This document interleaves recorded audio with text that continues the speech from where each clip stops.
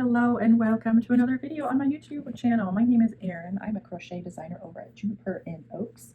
I like to use interesting stitches like these to create crochet patterns for you to crochet for items around your home. This year in 2023, I am running a bookmark crochet along on my blog. For each month, I have been releasing a new free crochet pattern of a bookmark using different stitches that I just love. Oops, sorry for that. My table is jiggly. Anyway, I'm excited to bring you a new pattern this month. This is the Spumoni bookmark pattern, and we use the mesh stitch and puff stitch in order to create this fun textured bookmark.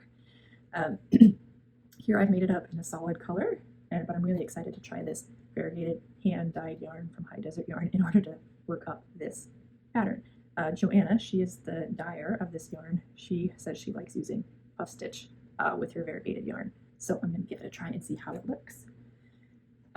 Before I get started and get too far into this bookmark pattern, go ahead, would you please, and like this video and subscribe to my YouTube channel. Press that little bell, click it, and you'll be notified the next time I come out with a new bookmark pattern or stitch tutorial, crochet pattern walkthrough, or other yarn-related content. I also like to post unboxing videos and chit-chats that I have with other crochet designers. So go ahead and like, subscribe, hit the notification bell, and then just go ahead and comment below with whether or not you've ever used this puff stitch before, and if you think variegated yarn works good with a puff stitch. Just let me know before we get started. So you're going to need some DK weight yarn for this pattern. Like I said, this yarn that I'm using, I purchased from High Desert Yarn, their Etsy shop. I'm going to put an affiliate link down below.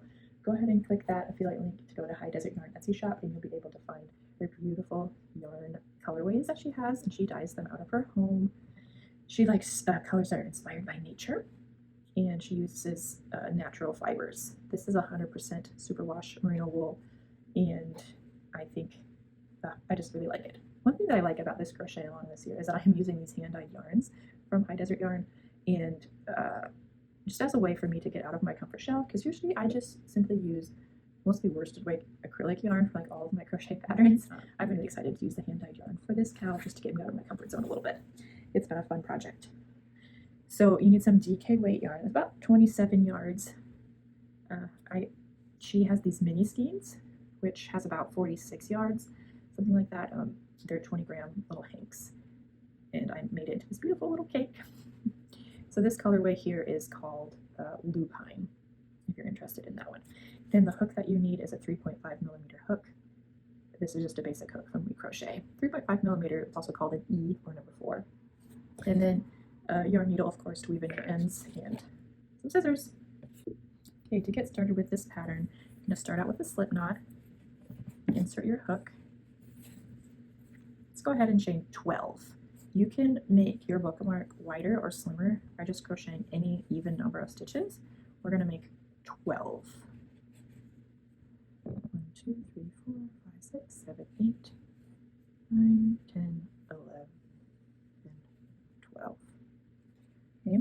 Then for row 1, you're going to turn and do a single crochet to the second chain from your hook. Single crochet. Then you're going to chain 1, skip the next chain, and work a single crochet in the next chain. Then chain 1, and just repeat that. Okay, so skip a chain, single crochet, chain 1, skip a chain, single crochet, chain 1, skip a chain, single crochet, chain 1, skip a chain, single crochet, chain 1, and turn. And now you're going to single crochet into that first single crochet stitch,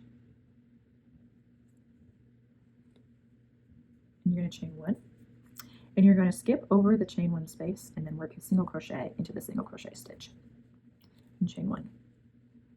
If you know anything about, if you've heard of the moss stitch is very similar, but you're working your single crochet into the chain 1 space.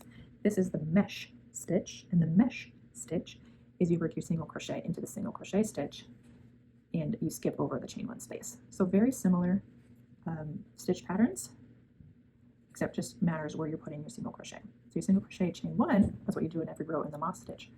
But here in the mesh, we put our single crochet into the single crochet stitch.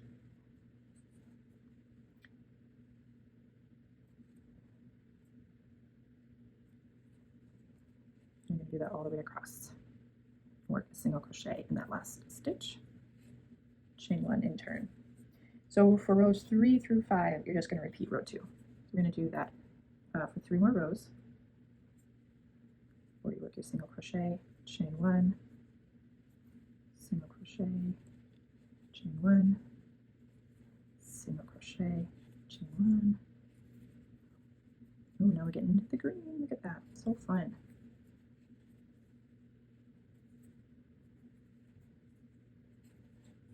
And now we're on row 4. Just repeating row 2 again.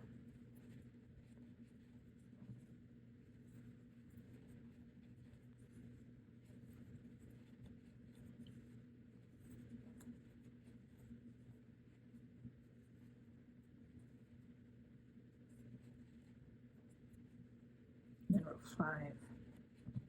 Last time.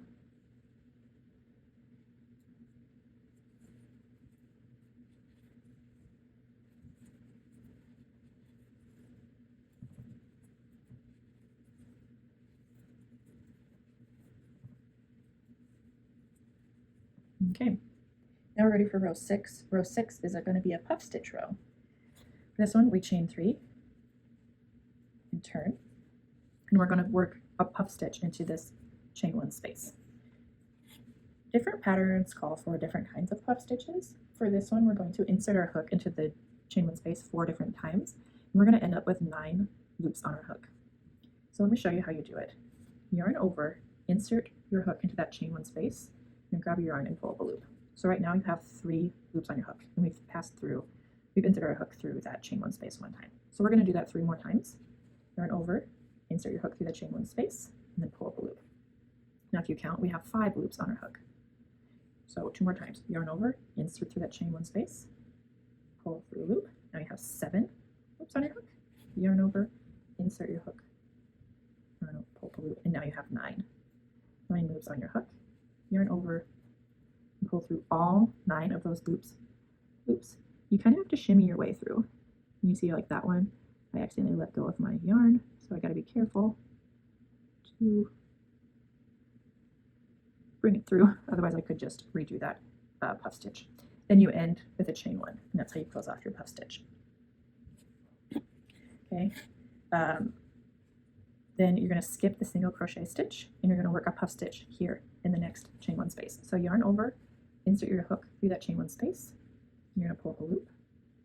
You're going to do that 4 times total. So yarn over, insert your hook through that chain 1 space, pull up a loop.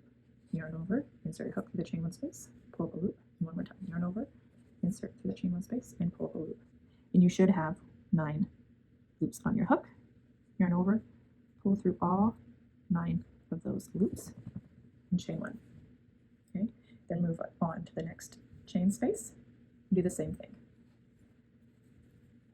I'm going to do it a little bit faster here for you. Okay, 1, 2, 3, 4, 5, 6, 7, 8, 9. Yarn over and pull through all of those and chain 1. Oops, I started doing something else. Okay, yarn over.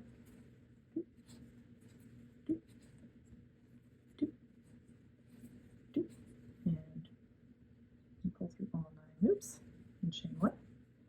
And then for our final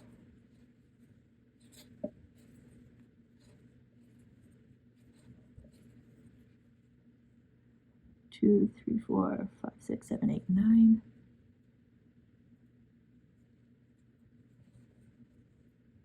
And then for our last stitch, we're going to do just a double crochet into our last stitch. And that is your puff stitch row. Oh, I do like how those puffs look with this yarn. So beautiful.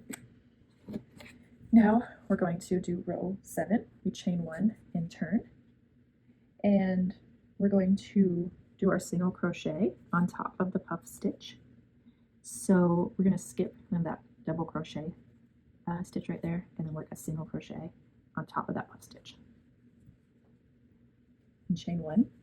We're going to skip this space and then on top of the next puff in this space right here, do a single crochet, chain 1. And what we're doing is we're doing the bases for our mesh stitch again. So skip over that space and work on top of the puff stitch a single crochet,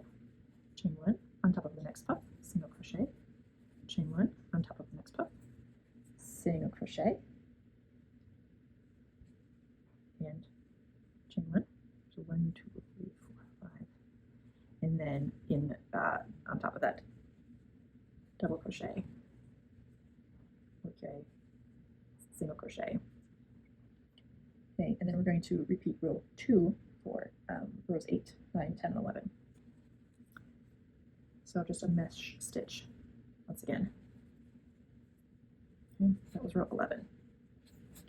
Now for rows 12 through 29, we're going to repeat rows 6 through 11. So you do row 6 is your puff stitch row, and then your mesh stitch rows, then a puff stitch row and mesh stitch row. So here we have it. I think my gauge was a little bit different for this, but you're going to have a total of 1, 2, 3, 4 puff stitch rows, and you're going to have 5 sections of your mesh stitch. Okay, so repeat that 1, 2, 3 times, and then we will do a single crochet border around. So if you would like, you can click on the chapters to find a repeat of row 6 for your puff stitch, and then continue on just repeating those over and over again. And I'll meet you at the end for the border. Okay, as you can see, my gauge is a lot different from here to here, but I have my 4 puff stitch rows and my 5 sections of mesh stitch, and now I'm ready to do my single crochet border all the way around. So we're going to crochet, single crochet evenly around the bookmark, working 1 single crochet per stitch or per row, and then 3 single crochets in each corner. So you can either continue along or turn or whatever you want to do, but I'm going to just start by working around. I'm going to do 2 in that corner, and then 1 in every stitch down, and then when I go back to that corner, I'm going to make sure my corner looks okay by working another single crochet if I need to.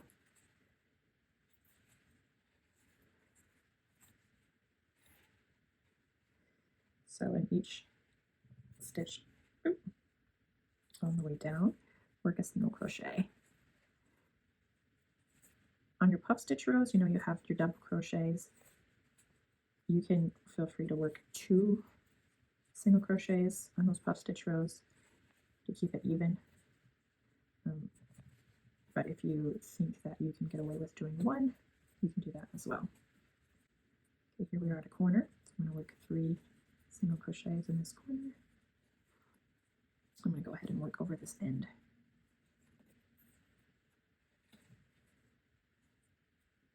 Down here at the bottom, you have your single crochet and your chain 1s. So just go ahead and work in each of those.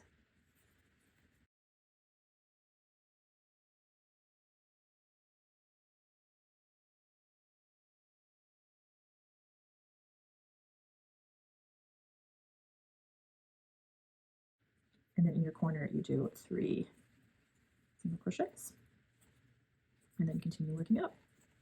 Okay, here is the last corner. 1 more single crochet, and then slip stitch to join. And we're going to fasten it off, and then weave in these ends. This one we've already woven in, so I'm just going to snip that, and then weave this one in with my yarn needle. I am so glad that you followed along with this crochet pattern. The Spumoni was named after this blanket that I made for Crochet Foundry magazine in summer 2022, and the colors that I used for it just look like the Spumoni dessert, so my friend wanted me to call it Spumoni. In that magazine, I chose to call it the Porch and Picnic Blanket. I wasn't really about that Spumoni life, but now I kind of am. So now I call the patterns that I use with that stitch the Spumoni. So here we go with the Spumoni bookmark pattern. Hope you followed along with this. Please like the video if you haven't already, and subscribe to my YouTube channel. You can also hit that bell so you're notified anytime I release any new videos. I do a lot of pattern tutorials like this one, also stitch techniques in unboxing videos and chats with other crochet designers. So you definitely don't want to miss a thing. I hope that you enjoyed following along and that you enjoyed my content. I just love my crochet community. Thank you for being a part of it. Please leave a comment down below with your favorite part about this pattern. Was it the mesh stitch, was it the puff stitch, or just a combination of everything? Maybe you enjoyed watching my variegated yarn as we worked up this Spumoni bookmark. Okay, talk to you guys later. Bye.